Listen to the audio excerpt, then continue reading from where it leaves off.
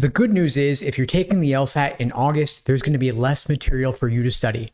Today, I'm going to share with you what I would personally do if I wanted to score 175 on the LSAT in August 2024 or beyond.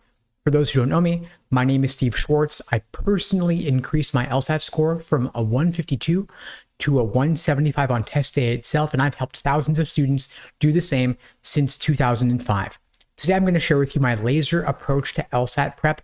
This is the exact framework I use for all of my students in helping them create personalized day-by-day study plans.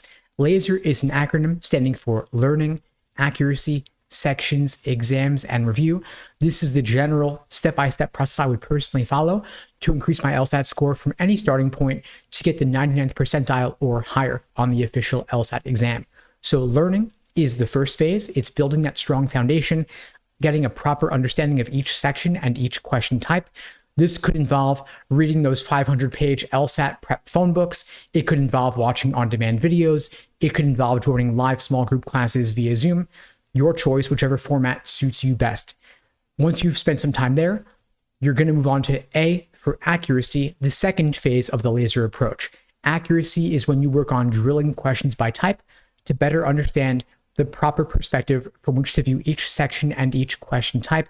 There are roughly 15 different types of logical reasoning questions.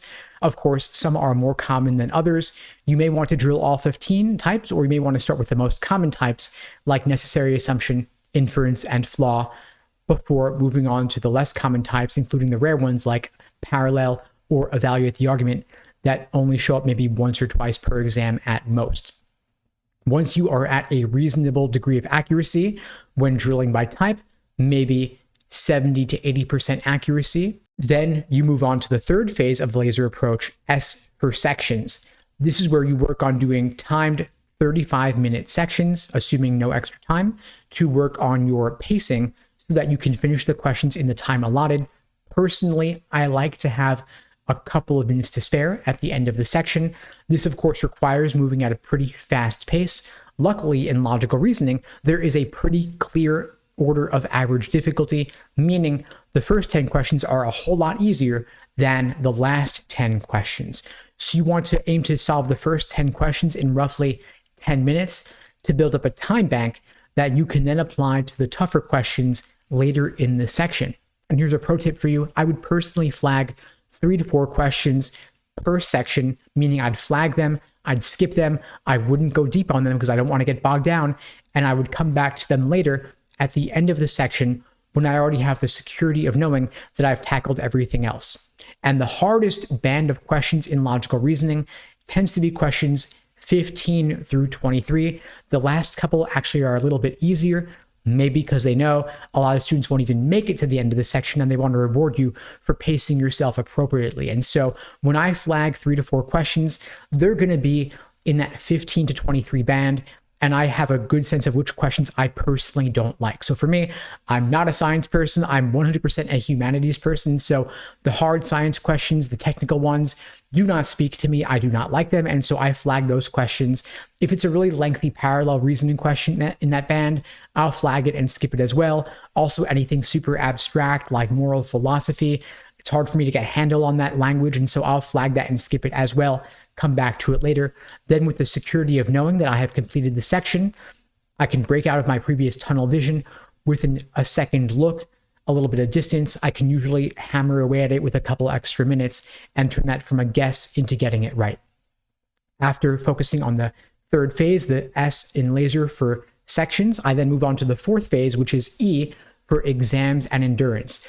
This is when I'm doing full-length timed practice tests, 4 sections in one sitting, 2 sections back to back, 10-minute break, 2 more sections back to back, and that's the sitting. Just like test day itself, I want to do at least 10 full-length timed practice tests before the big day so that test day itself feels like just another run-through. Now, I craft my study plans for my students using this laser approach to LSAT prep.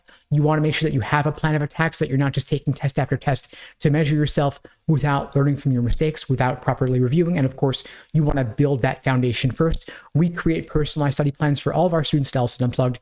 If you'd like to find out more about joining the program, you can check out the links below the video to book a call with me and my team. We'd be glad to help you out.